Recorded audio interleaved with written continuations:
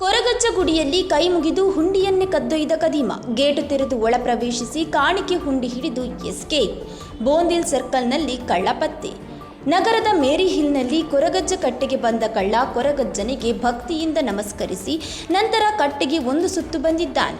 ಕಟ್ಟೆಯ ಗೇಟು ತೆರೆದು ಒಳಗೆ ಪ್ರವೇಶಿಸಿದ ಆತ ಏನನ್ನೂ ಬೇಡಿಕೊಂಡು ಸುತ್ತಲೂ ಕಣ್ಣು ಹಾಯಿಸಿದ ಬಳಿಕ ಕಾಣಿಕೆ ಹುಂಡಿಯನ್ನು ಎತ್ತಿಕೊಂಡು ಸ್ಥಳದಿಂದ ಪರಾರಿಯಾಗಿದ್ದಾನೆ. ಕಳ್ಳನ ಕೈಚಳಕ ಸ್ಥಳೀಯ ಸಿಸಿಟಿವಿ ಕ್ಯಾಮೆರಾದಲ್ಲಿ ಸೆರೆಯಾಗಿದೆ.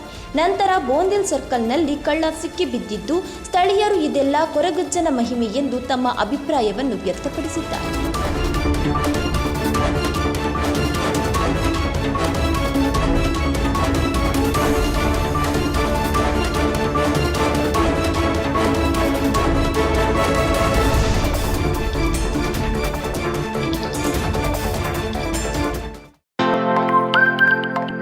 ನಮ್ಮೂರ್ ಎಕ್ಸ್‌ಪ್ರೆಸ್, ನಿಮ್ಮ ಸುದ್ದಿಯ ಜೊತೆಗಾರ.